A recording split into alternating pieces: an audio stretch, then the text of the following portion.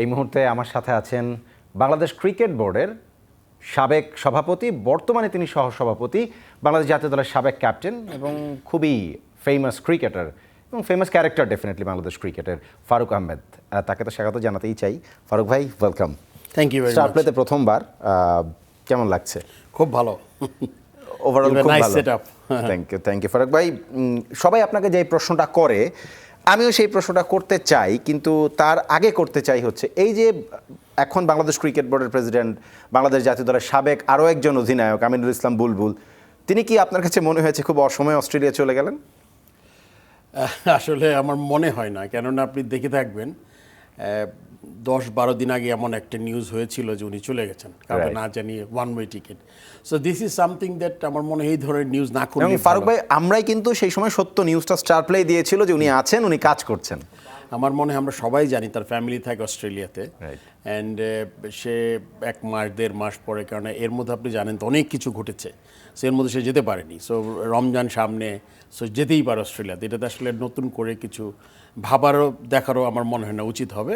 এটা আমার মনে হয় নর্মালভাবে সে দেশে ছুটিতে গেছে। আপনি মনে করেন সে তো বলেছে শীঘ্রই ফিরবে, এবং আপনি যেই নিউজটা দেখিয়েছেন যে আমাদের হোয়াটসঅ্যাপ গ্রুপে একটা সে সুন্দর একটা আমাদের রাইট আপ দিয়ে এই যে ফারুক ভাই, হোয়াটসঅ্যাপ গ্রুপে আপনাদের ব্যক্তিগত কথোপকথন, সেটা আবার কোনো একটা বিচিত্র কারণে গণমাধ্যমের কাছে চলে আসে, এই বিষয়টাকে আপনি কিভাবে দেখেন? এটা দেখি আপনাদের মানে দারুণ সাংবাদিকতা আমার মনে হয়। নিশ্চয়ই কারো না কারো কোনো কানেকশন আছে, যেই কানেকশনের জিনিসগুলো বের হয়েছে অনেক আগে। কিন্তু আপনি তো আমাকে দেন নাই, আপনার সাথে আমার কথা হয়, কিন্তু আপনি তো কখনো দেন নাই। কেউ না কেউ তো দেয়। এটা আমার অভ্যাস আসলে নাই। আমি এক একজন এক এক রকম। সো আপনি জানেন আমাদের 25 জন বোর্ড ডিরেক্টর, একজন রিজাইন করেছেন, 24 জন আছে। তো আপনি 24 জনের কাছ থেকে যে কোনো কারোর কাছ থেকে আপনি পেতে পারেন। সো এটাকে আমি কাউকে সিঙ্গেল আউট করবো না, বাট বের হয়েই যায়। প্রফেশনালিজম এটা একদমই না। আমার মনে এটা যেগুলো আমাদের গ্রুপের মেসেজ, গ্রুপের কথাবার্তা, এটা কখনোই যাওয়া উচিত না বাইরে। বাট যেহেতু এই জিনিসটা অত সিরিয়াস না, সে বলে গেছে যে আমি যাচ্ছি, আসবো, এটা একটা নর্মাল আমার মনে হয়। বাট অনেক সিরিয়াস জিনিসও বের হয়ে যায়, সো এটা কোনোভাবে উচিত না আমার মনে হয়। আমরা তো বাংলাদেশ ক্রিকেট বোর্ডের আনাচে কানাচে, দেয়ালে, বাতাসে পাতায় শুনতে পাই যে নেক্সট বোর্ড প্রেসিডেন্ট, মানে নির্বাচনের পরে নির্বাচিত সরকার আসার পরেই বোর্ড প্রেসিডেন্ট হবেন ফারুক আহমেদ। ঘটনাটা সত্য না মিথ্যা আমি জানি না। এটা আমি একদমই জানি না। এটা আসলে এই ব্যাপারে আমি কোনো কমেন্টও করতে চাই না, বিকজ আপনি জানেন যে একটা বোর্ড নির্বাচিত হয়েছে 4 বছরের জন্য ইউজুয়ালি। আপনার নিউজে দেখলাম যে 29 অক্টোবরে মনে হয় মেয়াদ আছে বোর্ডের। সো এটাতে আমি যেহেতু ভাইস প্রেসিডেন্ট, আমি তো ডেফিনেটলি বোর্ডের প্রেসিডেন্ট আমিনুল ইসলাম বুলবুলকে মেনেই আমি ভাইস প্রেসিডেন্ট হয়েছি বা বোর্ড ডিরেক্টর হয়েছি। সো সেই ক্ষেত্রে মানে আমার দিক থেকে এরকম কোনো জিনিস আমি চিন্তা করি না। এখন আপনি সিচুয়েশন কোথায় যাবে, কেমনি কী হবে এক্স্যাক্টলি আমি এটা জানিও না। যেটার উপর আমার কোনো কন্ট্রোল নেই, এটার ব্যাপারে আমার কোনো মন্তব্য করা ঠিক হবে না আসলে। ফারুক ভাই, আমরা একটা প্রতিবেদন করেছি, আপনি নিশ্চয়ই প্রতিবেদনটা দেখেছেন, মনোযোগ দিয়ে দেখেছেন, আমি যতটুকু দেখলাম। আপনি সেই প্রতিবেদনে, আমাদের প্রতিবেদক বলেছে যে এই যে রাজনৈতিক পট পরিবর্তনের সাথে সাথে বাংলাদেশের অনেক কিছুই বদলে যায়। নট অনলি বাংলাদেশ, সাবকন্টিনেন্টে এটা একটা অনেক বড় মানে লম্বা কালচার। একই সাথে এখনকার বোর্ডের বিদ্রোহী একটা গ্রুপও আছে, যারা কিনা নির্বাচন করতে চেয়েছিল কিন্তু নির্বাচন করে নাই, তারা সেখান থেকে নিজেদেরকে উইথড্র করেছে এবং তারা আদালতে একটা মামলা দায়ের করেছে, সেটা নিয়ে তারা আবার মুভ করবে, এরকম একটা কথা আসছে। এই বোর্ড কি কিছুটা চাপের মধ্যে থাকবে? আপনি দেখেন আদালতের ব্যাপারটা তো এইটা আরেকটা ব্যাপার যেটা আপনি খুব বেশি আলোচনা করতে পারবেন না। যখন একটা ব্যাপার বিচারাধীন বা আমি জানি না ওটার স্ট্যাটাসটা কী, এখন স্থগিত আছে, আবার এটা রিভাইভ করা যাবে কি না, ওইটা তো একদম ডিফারেন্ট আদালতের ব্যাপারটা। আদালতই বলতে পারবে যখন এটা উঠবে, অ্যান্ড কতটুকু ম্যারিড আছে কেসটা তার উপর ডিপেন্ড করবে আসলে। এখন মনে করেন যারা বিরোধী, আপনি বলছেন যে বিদ্রোহী যারা ছিলেন, বিদ্রোহী গ্রুপ, তারা হয়তো তাদের যেই বেস্ট জিনিসটা তারা করার চেষ্টা করবেন যদি তাদের ওই কেসটা ম্যারিট থাকে, তো তারা যাবেন আদালতে, খুব স্বাভাবিক। আপনি জানেন নতুন সরকার এসেছে, একটু আগে আপনি বলেছেন, এবং আমার মনে হয়, তবে একটা জিনিস আমি ব্যক্তিগতভাবে বিশ্বাস করি, আমার মনে হয় যাই ঘটুক স্টেবিলিটিটা খুব দরকার। আমার মনে হয় যে আমাদের কিন্তু turbulence last like after the student uprising যে 24 অগস্টে, তারপরে 1 বছর 3-4 মাস হয়ে গেল, আমার মনে হয় সেটেল ডাউন করার সময় এসছে আমার মনে হয়। কেননা আপনি একটা যদি একটা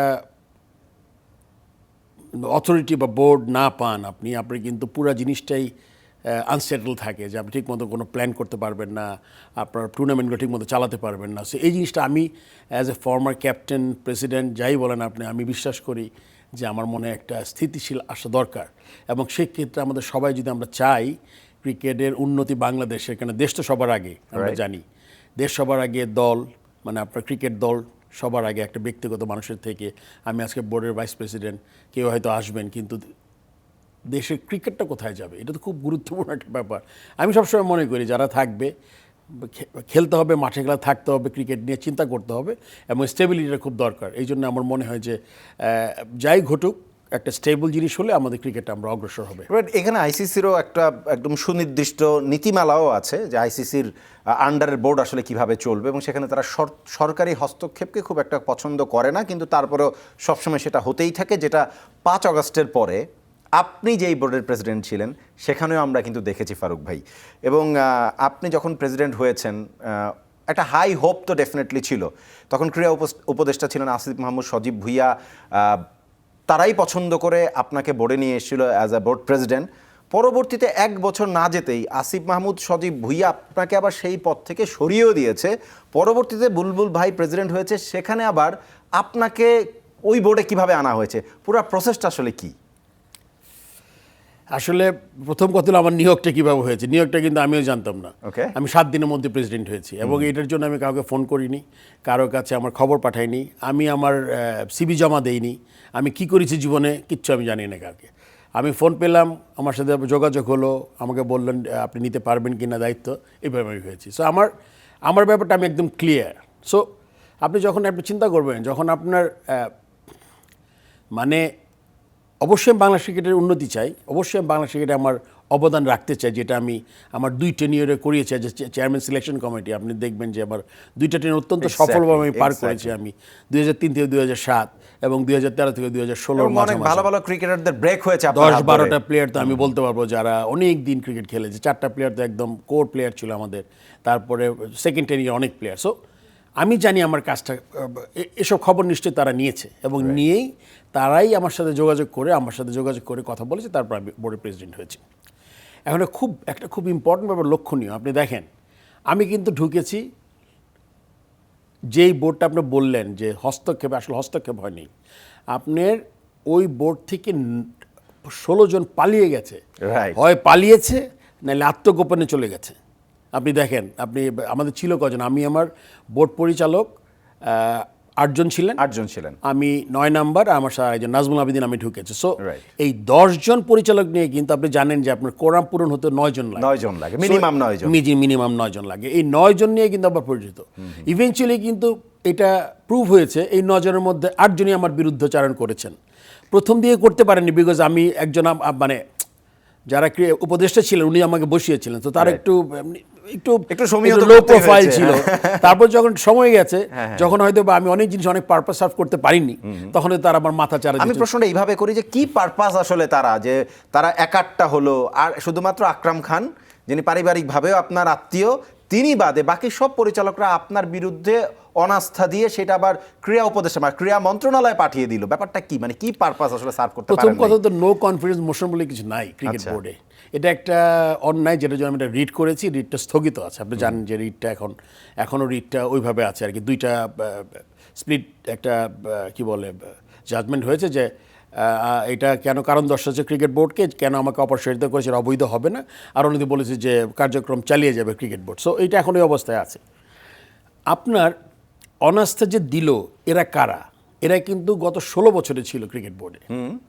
সো এইটাই তো সামস আপ এভরিথিং। আমার কি বলতে হবে এই 16 বছরে কারা ছিল ক্রিকেট বোর্ডে, কাদের আন্ডারে ছিল, যারা কখনো কোনো কথা বলতে পারেনি, তারা কিন্তু ছিল এই 16 বছর ক্রিকেট বোর্ডে। সো তারাতে অনাস্থা যে সুযোগ পেলে যে তারা একটা চান্স নেবে, এটা তো খুব সহজেই বোঝা গেছে। So it was just. আচ্ছা ফারুক ভাই, আপনি কি বোর্ডের ভেতরে আপনি 8 জন পরিচালক নিয়ে শুরু করেছিলেন, এদের কাছ থেকে কি মানে নানান বৈরী আচরণের শিকার হয়েছেন, বা আপনার কাজে তারা বাধাগ্রস্ত করেছে আপনাকে? মানে প্রথম বললাম না 3-4 মাস ছিল ওই লিগে মোটামুটি, বিকজ মাত্র এসছি আমি। তারাও বোঝার চেষ্টা করেছে যে আমার কতটুকু পছন্দ করে, কি হবে, কতটুকু ব্যাকআপ পাবো। আমি তো আসলে আমার কোনো তো মনে করেন পলিটিক্যাল ব্যাকআপ বা আমি এমপি এগুলো কিছুই না, আমি সবকিছুই জানি। ফর্মার প্লেয়ার আমি। আপনার একটা you have a solid personality, আমরা জানি, আমরা যারা অনেক বছর ধরে বাংলাদেশে ক্রীড়া সাংবাদিকতা করি। কিন্তু ক্রীড়া উপদেষ্টার প্রচ্ছন্ন বা পরোক্ষ ইনফ্লুয়েন্স ছাড়া এই 8জন বোর্ড পরিচালক যারা কিনা শুরুতে আপনার কাজ নিয়ে তেমন প্রশ্ন তুলে নেয়, তারা আপনার এগেনস্টে গিয়ে আবার একটা জমা দিয়ে দিল, কি বলে এটাকে, অনাস্থা জমা দিয়ে দিল। Is it possible? এটা আসলে সবাই মিলেই করেছে। আই এম শিওর আমাকে যে রিমুভ করেছেন এটা তো প্রিয় উপদেষ্টার মাধ্যমে আমি রিমুভড হয়েছি, তাই না? তার মানে কিন্তু উনি কি পারেন আপনাকে রিমুভ করতে? ওনার কি সেই অথরিটি আছে? ওই যে আপনি বললেন যে ওই যে যে আপনার কনস্টিটিউশনে, এটাই তো আমি বললাম, রিড করেছি আমি, কনস্টিটিউশন তো নাই, নো কনফিডেন্স মোশন বলে কিচ্ছু নাই। মানে আপনার ক্রিকেট বোর্ডের প্রেসিডেন্টকে এত ক্ষমতা দেওয়া আছে, পরিচালকরা ইচ্ছা করলে আপনার এই অনাস্থাটা আনতেই পারবে না। আর আপনার অনাস্থাতে সব আজগুবি সব লেখা, এর মধ্যে একজন সই করেছে যে এই দিন ওইটা আমাকে রিমুভ করেছে, তার পরের দিন 2-3 জন ছিল দেশের বাইরে। সব পুরো জিনিসটাই ছিল একটা জাল দলিলের মতো। পুরো জিনিসটাতে কোনো সত্যতার কিছুই ছিল না। আর আপনার যত অ্যালিগেশন সব মিথ্যা বানোয়াট, যেটা আমার সবচেয়ে ক্ষতি হয়েছে ক্রিকেট বোর্ড ওইটাই। কেন আমার রেপুটেশন, আপনি বললেন যে আমি স্বাধীন চেতা একজন মানুষ, খুবই এথিক্যাল অনেস্ট একজন মানুষ। আমার এই আপনার গত 30 বছরে, আপনার 35 বছরে আপনি খুঁজে পাবেন না কখনই যে আমার কিছু, তো এগুলো সবই বানানো ছিল। It was totally a plan thing. And এই প্ল্যানটা করতে করতে করতে হয়তো শুরু করেছিল। আমি প্রশ্নটা আবার একটু করি, যে যেই ভদ্রলোক আপনাকে সলিড পার্সোনালিটি দেখে ফারুক ভাই ছাড়া এই জায়গায় এর চেয়ে যোগ্য মানুষ নাই এনে আপনাকে বসালেন, তিনি আবার 1 বছরের মাথায় একটা পোল্টি নিয়ে নিলেন। সেই পোল্টিটা তিনি কেন নিয়েছেন? মানে কি আপনার সাথে তার স্বার্থের সংঘাতটা তৈরি হয়েছিল? এবং আমরা জানি ক্রিকেট বোর্ডে তার স্টাফদের কেউ একজন আপনার সাথে চরম দুর্ব্যবহার করেছে। ক্রিকেট বোর্ডের কেউ না, ওইটা তার ব্যক্তিগত স্টাফদের একজন। হ্যাঁ, না ওইটা ঠিক আছে, একটা ওইটাতে একটা আমি ওইটাকে আসলে বিচ্ছিন্ন ঘটনা হিসেবে দেখতে চাই। বিপিএল একটা ওপেনিং সেরিমনিতে হয়তো বা সে আসলে যখন আমাকে রিমুভ করলো, আমি তো বললাম আপনাকে 3-4 জন পরিচালক খুবই এই ব্যাপারে খুবই কি বলবো, খুবই অ্যাক্টিভ ছিলেন এবং এটা তাকে ইনফ্লুয়েন্স করেছে। এবং আপনি দেখেন সবচেয়ে মজার ব্যাপার, উনি যে কাজটা ঠিক করেননি এটা কিন্তু উনি রিয়েলাইজ করেছেন 3-4 মাস পরেই। আচ্ছা, আমি আবার কেমনে আসলাম? মানে হ্যাঁ, আমি কিন্তু আবার যাইনি তার কাছে, এটা প্রশ্ন ওঠে না। কারণ আপনি জানেন আমার অনেকগুলো ইন্টারভিউ গেছে, তারপরে পরের দিনে আমি ইন্টারভিউ দিয়েছি, আমি বলেছি যে এখানে অনেক কিছু হয়েছে, অনেক ধরনের মানে ব্যাপার ঘটেছে, টাকা পয়সার লেনদেন ছিল হয়তো বা। সো তারপর কিন্তু উনি আমাকে বলেন যে আমাদের মতো মানুষ ক্রিকেট বোর্ডে দরকার যারা এই জিনিসটা উনি অবশ্যই রিয়েলাইজ করেছেন। এবং আপনি যদি লাস্ট উপদেষ্টার ইন্টারভিউ কখনো দেখেন, উনি কিন্তু আমার সম্বন্ধে একটা বাজে কথাও বলেননি কখনো। উনি বলেছেন বিপিএলে, যেটা খুবই ঠুনকো একটা যুক্তি, বিপিএল তো আপনি জানেন কী সময়ের মধ্যে বিপিএলটা অনুষ্ঠিত করতে হয়েছে আমাকে। আমি বিপিএল অনুষ্ঠিত করেছি সেপ্টেম্বরে, ডিসিশন নিতে হয়েছে, আমি অগাস্টে 21 তারিখে প্রেসিডেন্ট হলাম।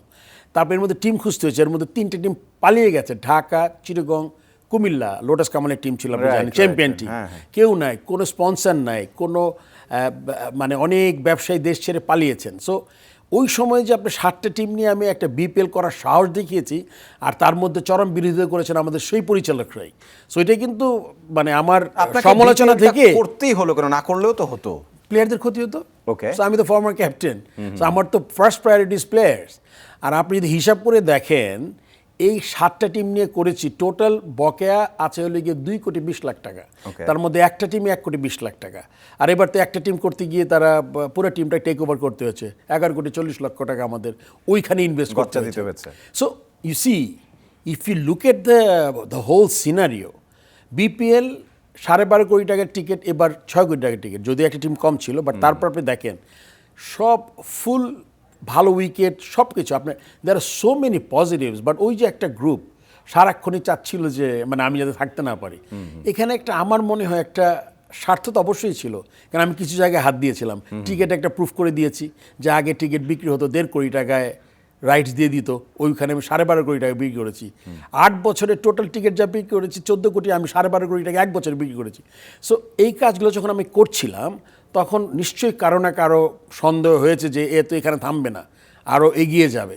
তখন একটা গ্রুপ, কিন্তু আপনার বিপক্ষে খুব সুনির্দিষ্ট স্বেচ্ছাচারিতার অভিযোগ তারা এনেছে। আমি প্রতিবেদন আমরা এইমাত্র দেখালাম যে আপনার বিপক্ষে বা আপনার বিরুদ্ধে ওই সময় কি কি অভিযোগগুলো উঠেছিল। শুনেন, আমরা এখন মডার্ন ক্রিকেটে কী বলি জানেন? মডার্ন ক্রিকেটে বলি আপনি একসময় নেগেটিভ কথা বলতে ওটা এস্টাবলিশড হয়ে যায়, ওগুলো কিন্তু মিথ্যাকে শোনাইতে শোনাইতে সত্য হয়ে যায়। It's normal thing. একই কথা বারবার, তারা যদি আমার এগেইনস্টে সুনির্দিষ্ট কিছু থাকতো তাহলে কিন্তু তারা ওই পয়েন্টে আসতো। একটা অ্যালিগেশন এখন আপনি বলেন আপনি আমাকে হেল্প করতে পারছেন না। বিপিএল অনুষ্ঠিত করেছে 4 জনের গ্রুপ ছিল। আমি ছিলাম হইলে গিয়া কি বলে এটাকে আপনাকে গভর্নিং কাউন্সিলের chairman, member secretary Najmul Abedin, সে দেশের বাইরে ছিল 22 দিন, ফাহিম সিনা 15 দিন দেশের বাইরে, মাহবানাম প্রথম ওই অকশনটা করে নাই। So you see when you স্বেচ্ছাচারিতা আর ওয়েন ইউ আপনি অসহযোগিতা করছেন, আপনার কোনটা মানবেন? রাইট। এখন তারা যদি না কাজে আসে, কাজটা তো আমার চালিয়ে নিতে হবে। কাজে তারা আসবে না, পদে পদে বাধা সৃষ্টি করবে এবং বলবে স্বেচ্ছাচারী। সো ইট রিয়েলি মানে কোনো doesn't have any sense. sense, right. So it's like it was just like that. So আপনি দেখেন, তাহলে আপনি এবার বুঝেন, যদি আমি স্বেচ্ছাচারীও হই ওই সময়ে, যেহেতু তারা আসে নাই, আপনি বিপিএলের আমি যদি 10টা পয়েন্ট বলি আপনাকে, এই বিপিএলের থেকে 8টা পয়েন্টে গত বিপিএল এগিয়ে আছে। রাইট। বলবো আমি কিভাবে? দরকার না তো এলাবোরেট, আপনি হিসাব করে বের করে না, নিন। এইবার যেহেতু একটা টিম, আমি নিজেও একটা টিমের সাথেই আসলে ছিলাম, সো আমি নানান ইন্ডিকেটরগুলো দেখেছি। সেই আলোচনার বাইরে আমি আরেকটা ছোট প্রশ্ন করে এই বিপিএলও যেতে চাই। সেটা হচ্ছে যে আপনাকে এখান থেকে টার্মিনেট করা হলো প্রেসিডেন্ট, যেহেতু আপনি এনএসসি কোটায় ছিলেন, আপনাকে টার্মিনেট করাটা সরকারের জন্য সহজ ছিল, সেটা তারা করতে পেরেছে, আপনার সদস্যপত্র সেখান থেকে খারিজ করা হয়েছে। পরবর্তীতে টি-20 খেলার জন্য আমিনুল ইসলাম বুলবুল, বাংলাদেশ জাতীয় দলের সাবেক অধিনায়ক, তাকে আনা হলো এবং সেই বোর্ড তিনি টি-20 খেললেন। টি-20 খেলার পরে আমাদের প্রতিবেদকই বলেছেন সেখানে যে এখন তাকে টেস্ট ম্যাচের জন্য তিনি নেমেছেন। সেই বোর্ডে আপনি যেহেতু ফর্মার প্রেসিডেন্ট, মানে সদ্য সাবেক প্রেসিডেন্ট, আপনাকে আবার ওই বোর্ডে আসতে বললো, আপনি চলে আসলেন, মানে কোন বিবেচনায় চলে এসেছিলেন? ওই যেই মানুষটা আমাকে রিমুভ করেছে সে বলেছে যে সরি, এবং আপনি ক্রিকেট আপনাদের দরকার, এবং আমার তো একটা পয়েন্ট প্রুফ করার ছিল যে whatever happen with me it was wrong. আপনি এই পয়েন্টটা খুব ভালো করে খেয়াল করেন। কিন্তু সে তো কোনো জায়গায় এই স্টেটমেন্ট দিয়ে বলে নাই যে দ্যাট টাইম আমি ফারুক ভাইকে যখন রিমুভ করেছি সেটা আমার একটা ভুল স্টেটমেন্ট ছিল বা ভুল সিদ্ধান্ত ছিল। যদি আপনাকে আপনার জায়গা থেকে রিমুভ করে দিয়েছে, আপনাকে কেন সেই জায়গায় দিল না প্রেসিডেন্ট হিসাবে? হ্যাঁ, প্রেসিডেন্ট হিসাবে আমি তো ইন্টারিমের সময় ছিলাম। ইন্টারিম কিন্তু ইন্টারিম, রাইট, ইন্টারিম তো ইন্টারিম। আপনি যদি বলেন যে আমি যদি ফুল, এখন যেমন আমি যদি প্রেসিডেন্ট থাকতাম এই টেনিয়রে 4 বছর করার পর যদি ভাইস প্রেসিডেন্ট হতাম, তাহলে হয়তো একটা কথা ছিল, মানে ওইটা একটা আপৎকালীন সময় আপনাকে আপৎকালীন সময় আমি নির্বাচন করে আসছি, আমি ভাইস প্রেসিডেন্ট। এবং আপনি দেখেন সেই নির্বাচনে কিন্তু আপনার 2টা খুব প্রভাবশালী পরিচালক কিন্তু নাই এখন। সো আপনি, আমার কিছু পয়েন্ট প্রুফ করার ছিল যে আমার সাথে যেটা হয়েছে অ্যাবসলিউটলি ক্র্যাপ ছিল, and it was A media trial, biased, and পুরো জিনিসটাকে একটা নাটক স্টেজ করে আমাকে সরানো হয়েছে, ঠিক আছে? অ্যান্ড আমি আপনাকে যদি মানে অন্য কোনো সময় আসি, আমি বলে দিতে পারবো এক্স্যাক্টলি আমার 4 মাসের 3 মাস, মানে 100-150 দিন আমি কী কাজ করেছি। ডেফিনেটলি ভালো। অন্য সময় আপনাকে আমি আপনার সাথে আমার লম্বা ইন্টারভিউ সেশন হবে ডেফিনেটলি। স্টার প্লে অলওয়েজ আপনাকে ওয়েলকাম জানাবে আপনার কথা বলার জন্য। আমি একটু জানতে চাই যে নির্বাচনটা হয়েছে সেই নির্বাচনটা নিয়ে প্রচুর আলোচনা সমালোচনা আছে, এবং বিদ্রোহী যারা তারা তো এটাকে অবৈধ ভোট বলছে। আপনি সেই মতের সাথে কতখানি একমত বা দ্বিমত থাকলে কিরকম? আমি একটা কথা বলি, আপনি ভালো করে জিনিসটা দেখেন। একটা কনস্টিটিউশন আছে ক্রিকেট বোর্ডের, এই কনস্টিটিউশনে আপনার ব্যাখ্যা আছে। এই ব্যাখ্যাটা কোনটা রাইট কোনটা রং, এইটা কিন্তু আপনার, যেটা আপনাকে বলছি, এটা হলো কোর্ট ডিসাইড করবে। আপনি যেমন একটা বিরাট কোয়েশ্চেন মার্ক ছিল যেই আপনার কাউন্সিলরগুলো আসছে ডিস্ট্রিক্ট ডিভিশন লেভেল থেকে, তারা অ্যাডহক কমিটিতে হতে হবে। এটা ছিল হলে গিয়ে ক্রিকেট, মানে এই মন্ত্রণালয়ের ভাষ্য। আর যারা কোর্টে গেছেন তারা বলেন না, এটা পরিষ্কার লেখা আছে, এটা এরকম কোথাও লেখা নেই অ্যাডহক কমিটিতে আনতে, এটা বাইরের থেকে আসতে পারে। দ্বন্দ্বটা তো এখানেই, আর কিচ্ছু না কিন্তু। এবং তারা তো এই কথাটাও বলে যে সেখানে ওই সময়কার উপদেষ্টা আসিফ মাহমুদ সজীব ভুঁইয়া তার পকেটের লোকজন বসিয়ে মানে জেলা এবং বিভাগীয় ক্রিকেট কাউন্সিলরদেরকে সেট করেছিলেন ইলেকশনকে ম্যানিপুলেট করার জন্য। এটা তো আরেকটা অ্যান্সার করতে হবে, আরেক ধরনের। আপনি মনে করেন আপনি ক্ষমতায় আছেন, আপনার তো কিছু তো অ্যাডভান্টেজ হয় না। আমরা বলি না যে কমিটির টিম এটা তো স্বাভাবিক একটা ব্যাপার। আপনি মনে করেন যেমন আপনার এনএসসি থেকে 2 জন আসে না, এই 2 জনকে কে নমিনেট করে? এটা ক্রীড়া মন্ত্রণালয় করে। সো এটা তো বলেন না যে সো এই ক্ষমতাটা আপনার মনে করেন থাকবে, কিন্তু ওই যে আমি বলছি ইন্টারপ্রিটেশনের ব্যাপারটা হচ্ছে গিয়ে আপনি এটা কি সিরিয়াস কোনো মানে মেল প্র্যাকটিস হয়েছে কিনা ওইটা আপনি দেখবেন কনস্টিটিউশনের Right. যে কনস্টিটিউশনটা আছে এটা তো কোর্ট ডিসাইড করে বলে দিবে যদি ওটাতে হয় তাহলে কোর্ট ডেফিনেটলি যারা বিদ্রোহী যারা কোর্টে গেছেন তারা রায় পাবেন। এই প্রশ্নটা করতে চাই যেটা একদম শুরুতে করেছিলাম যে বাংলাদেশ ক্রিকেট বোর্ডের মানে যে পালাবদলটা এখন তো নির্বাচিত ক্রিকেট বোর্ড যে নির্বাচনটাকে অবৈধ অনেকে বলছেন আপনি এটাতে আদালতেও যাওয়া হবে আদালতের রায় আদালতকে ক্রিকেট বোর্ডের উপরে রায় দিতে পারে মানে তাহলে আইসিসির সাথে আইসিসির গঠনতন্ত্র বা যেই আইসিসির যে রুল সেটার সাথে কি কনফ্লিক্ট হয় না? জিনিসটা এইভাবে দেখি আপনি যে কোনো ব্যাপারে আপনি যদি সংক্ষুব্ধ থাকেন আপনি তা অবশ্যই আদালতে যেতে পারেন প্রচলিত আইন অনুযায়ী সো আদালতে যারা গেছে আপনার এটা তো ইন্টারপ্রিটেশনের ব্যাপার আপনি সাবমিশন হবে আপনার কেসটা যে আপনি কেন বলছেন এটা ঠিক হয়নি আর যেটা ক্রিকেট বোর্ড বলবে যে এইটা এই কারণে ঠিক হয়েছে জিনিসটা এরকম সো সেক্ষেত্রে কিন্তু আদালতের রুলিং দিতেই পারে যেটা আমি একটু আগে উল্লেখ করেছি আপনাকে।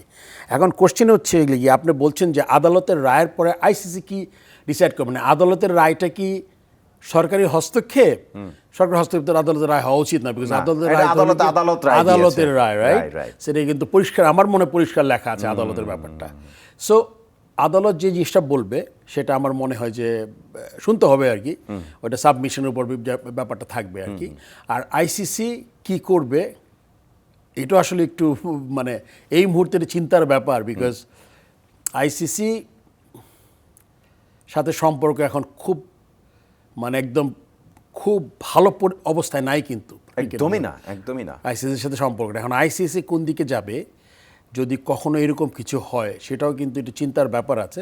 আমি ওই জায়গায় ওই পয়েন্টটা ধরেই এই প্রশ্নে আসছি যে এই ক্রিকেট বোর্ডের ভেতরে আমরা চরম মানে নির্বাচনের পরে আমিনুল ইসলাম বুলবুল নির্বাচিত হয়ে আসার পরে যে বোর্ডটা গঠিত হয়েছে সেখানে চরম আনস্টেবিলিটি দেখলাম একজন পরিচালক অলরেডি পদত্যাগও করেছেন তিনি ব্যক্তিগত কারণ দেখিয়েছেন কিন্তু তার ভেতরে অনেক কারণ থাকতে পারে সেই কারণ তো ডেফিনেটলি সামনে আসে নাই বা সেইভাবে বলাও হয় নাই।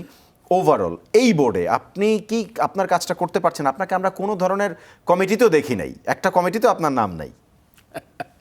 আসলে আমি নিজে থেকেই মনে করেছি যে কমিটিটা আমি করতে চাই না আমি কিন্তু ভাইস প্রেসিডেন্ট হিসেবে কিন্তু সব জায়গায় আমি কিন্তু কোথাও নাই আবার সব জায়গায় মানে আপনার ইম্পর্টেন্টগুলো আপনি যদি আমি বলি এই যে ক্লাব ক্রিকেটের ক্রাইসিস টিমগুলোর সাথে মিটিং করা প্লেয়ারদের সাথে মিটিং করা আইসিসির সাথে যে নেগোসিয়েশনে ছিল এটা আই ওয়াজ ওয়ান অফ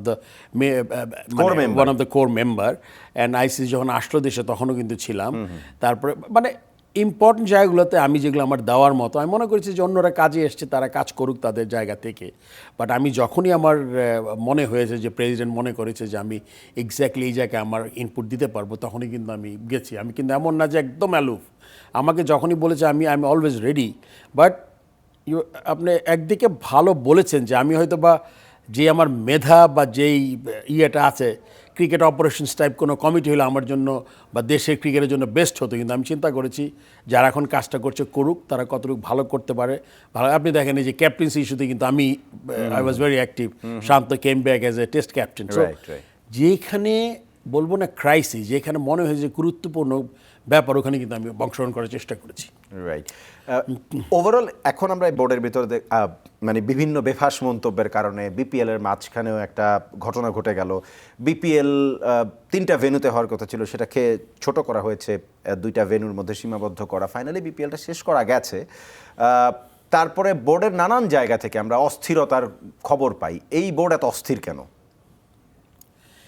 এই বোর্ডে তো অস্থির কেন আমি তো আসলে ডে টু ডেতে এখন যাইনি একটু আগে আপনি বলেছেন আমি কোনো কমিটি নেইনি আসলে অস্থিরতা থেকে আমার মনে হয় কি যে আপনি দেখেন একটা কথা আমি সবসময় বিশ্বাস করি যে খেলা বন্ধ এটা বিদ্রোহী গ্রুপ আর বিদ্রোহী গ্রুপ না বোর্ডের মানুষ খেলা কেন বন্ধ হবে মাঠের খেলা বন্ধ মাঠের খেলা কেন যারা বিদ্রোহী তারাও তো ক্রিকেট সংগঠক তারাও টিম চালায় ক্লাব চালায় আপনি এটা কোনো দিন প্রতিবাদের ভাষাই হতে পারে না আপনার ছেলেগুলা যে ক্রিকেট খেলে নিজেকে দেখাবে আপনি জানেন ফার্স্ট ডিভিশনে আমরা লিগ করেছি 12টা টিম খেলেছে 8টা টিমের প্লেয়ারদের বিভিন্নভাবে বিভিন্ন দল বানিয়ে আমরা কিন্তু একটা টুর্নামেন্ট করেছি অ্যান্ড এটা সাকসেসফুলি ডান আপনি এটা অবশ্য খবর নিয়েছেন তার মানে ফার্স্ট ডিভিশনে 20টা টিমের প্লেয়ারাই কিন্তু অ্যাকোমোডেট করার চেষ্টা করেছি সো আমি সংগঠকদের বলি আপনি প্রতিবাদের কত ধরনের ভাষা যেমন আপনি কোর্টে গেছেন আপনি এখানে মানববন্ধন করেন, কিন্তু আপনি খেলার মাঠে থাকবে না কেন? আপনি খেলাটা যদি মাঠে না গড়ায় না থাকে, আপনি একবার চিন্তা করেন যে আমার কতটুকু ক্ষতি হচ্ছে। আপনি যদি বোর্ড ভেঙে দেন হয়তো বা আমি থাকবো না, কিন্তু আপনি খেলাটা বন্ধ করে একমাত্র প্লেয়ারদের ক্ষতি হচ্ছে আর দেশের ক্রিকেটের ক্ষতি হচ্ছে। এই জিনিসটা আমি আশা করি করব যে এখন যতটুকু বাকি সিজন আছে এই সিজনে যাতে খেলাগুলো মাঠে গড়ায়। আপনি তো এখন তো নতুন আপনি বলছেন যে নতুন সরকার এসছে, তারা কি ডিসিশন নিবে বা আদালত কি করবে, এই বোর্ড ভাঙবে কি থাকবে, কিন্তু আমার একটাই আবেদন সবার কাছে, ক্রিকেট সংশ্লিষ্ট যারা আছেন সবাইকে মাঠে খেলাটা চালায় যেতে হবে। তারপরে আপনি যেইটাই ডিসিশন নেন যেটাই হোক, এটা কিন্তু মানে অবশ্যই করা উচিত। আমি ফারুক মনে ভাই করি। আর একটু পার্সোনাল একটা প্রশ্ন, মানে ভুলে গিয়েছিলাম ওই সময় আলোচনায় ছিলাম কিন্তু এখন মনে পড়েছে যে যারা যে 8জন পরিচালক আপনার বিপক্ষে অনাস্থা দিয়েছিল, সেই 8জন পরিচালকের 3জন এক্সিস্টিং বোর্ডে আছে এখন। তাদের সাথে কাজ করতে গিয়ে আপনার অস্বস্তি হয় না? তিনজন অস্বস্তি তো অবশ্যই হয়। কেন আমি জানি, আমি দেখেছি যে এরা কী করেছে আমার সময়, মানে দৌড়াদৌড়ি করা। ইভেন একটা পরিচালককে, আমি 2জন পরিচালককে দেখলাম, আমার যখন নমিনেশন পেপারটা সাবমিট করেছে, আপনি জানেন যে চারটা, একটু সংক্ষেপে বলে হ্যাঁ, দিই, please, please। চারটা ক্লাব নিয়ে একটু ট্রাইব্যুনালে গেছে, রেজাল্ট হয়েছে, তারপর আমি একটা ক্লাব থেকে নমিনেশন, একটা বোর্ড থেকে কিন্তু লিখে দিয়েছে যে আমরা ডিসিশনটা দেরি করে দিয়েছি দিকে, তার 9টা পর্যন্ত জমা দেবে।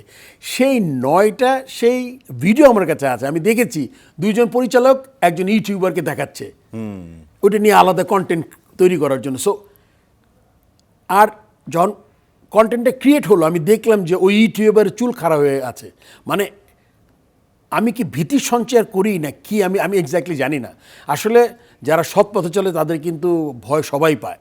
মানে আই এম শিওর দ্যাট আমার যে আমার স্ট্রেংথের জায়গা হলে গিয়ে আমার অনেস্টি, অ্যান্ড যারা মানে আপনার অন্য উপায়ে জিনিসগুলো করতে চায় তাদের সবসময় একটা ভয়ের জায়গা থাকে। বোর্ড মিটিংয়ে প্রেসিডেন্ট বলছে যে না, এই ক্লাবগুলোকে পরে ট্রাইব্যুনাল রায় দিয়েছে, এর দেরি হবে, কিন্তু এটা নিয়ে যে কী এক হুলস্থুল কাণ্ড। আমাকে আবার পরের দিন ডাকা হয়েছিল, আপনি জানেন, ইয়েতে ওই যে আরেকটা ওই যে যার ইলেকশন কমিশনার, তাকে বলা, আমি বলছি আমাকে জিনিসটা জানিয়েছে 8:30টার সময়।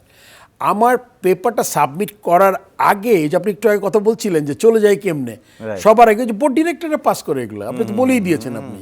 সো আমি এসব জিনিস তো আমি সব জানি, আমি দেখেছি, অ্যান্ড কোথায় কিভাবে কি করেছে এগুলো আমার কাছে অনেক ইনফরমেশনস আছে। এই ইনফরমেশনগুলো তো জাতির জানা উচিত, পরবর্তী একটা ভালো বোর্ডের জন্য জানা উচিত।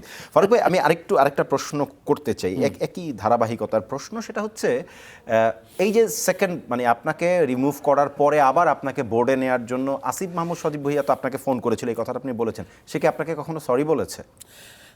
শুনেন, আমি যেভাবে রিমুভড হয়েছি, তারপরে আমাকে যখন কল, আমাকে রিকোয়েস্ট করা ফিরে আসার জন্য, আর সরি বলার দরকার কোনো আমি মনে করি না। এটা তো সাম কাইন্ড অফ সরি তো আমি তো মানে একজন উপদেষ্টা, উনি আছেন ওনার চেয়ারে, মানে ওইটা আশা করা বেশি হবে। যখন সে এত কিছুর পরে যখন বলেছে যে আপনার রিমুভাল, তো আমি কখনোই বলি নাই কোনো এখানে কোনো মানে মিস কন্ডাক্ট হয়েছে, অনলি আপনি হয়তো ভালো করে করতে পারেননি, বা I was misguided by some of the এই ডিরেক্টরস। তো বলেছে আপনাদের মতো লোক আসতে হবে, কাজ করতে হবে, আমি চাই আপনি বাংলাদেশে আরও সার্ভিস দেন। So this was more than a sorry, I think. তো ওভারঅল এখন নতুন মানে রাজনৈতিক পালা বদলের পরে কেমন ক্রিকেট বোর্ড আপনি চান, বা রাজনৈতিক পালা বদলের পরে ফারুক আহমেদ যদি আবার বাংলাদেশ ক্রিকেট বোর্ডের প্রেসিডেন্ট হন, তাহলে ফারুক আহমেদ প্রথম কি ইনিশিয়েটিভটা নিবে? আমার মনে হয় যে আবার প্রেসিডেন্টের প্রসঙ্গটা নাই নেই, বিকজ এটা নিয়ে আমি একদমই চিন্তা করি না। তবে আমি এটা অবশ্যই আশা করি যে যদি যারা উইথড্র করেছেন তাদের মধ্যে যদি কেউ আপনার, তো সংগঠক তো অনেক সংগঠক বাংলাদেশে আছে, বাংলাদেশ ক্রিকেট 50 বছরের হিস্ট্রি। সো এই সংগঠকে আপনি যারা আছেন, যেমন তামিম ছিল ওই গ্রুপের একজন অন্যতম, মানে আসার জন্য আর কি। তারপরে আপনি আরো সংগঠন যারা বাবু আছে আপনার, যে ওর নাম কি, রফিক বাবু। সো এরা কিন্তু একসময় ক্রিকেট বোর্ডের ডিরেক্টর ছিল। সো এই জিনিসগুলো আপনি চিন্তা করে দেখেন যে সংগঠক যদি মিলিত হতো ভালো হতো, বাট এখন তো আমার মনে হয় যে যেহেতু ইলেকশন একবার হয়ে গেছে, যারা চালাচ্ছে এখানেও ভালো মানে কম্পিটেন্ট লোকজন আছে। ডেফিনেটলি তাদের নিয়ে আসলে একটা ভালো বোর্ড হতে পারে। ফারুক ভাই, পারতো। আজকে সময় নাই, কিন্তু আপনাকে আমি লম্বা সময়ের জন্য চাই, আপনি আমাকে কমিটমেন্ট করেন, আমি লম্বা সময় আপনাকে পাবো। আমি সময় থাকলে অবশ্যই আসবো। থ্যাংক ইউ ফারুক ভাই, থ্যাংক ইউ ভেরি অনেক মাচ। ধন্যবাদ তোমাকে।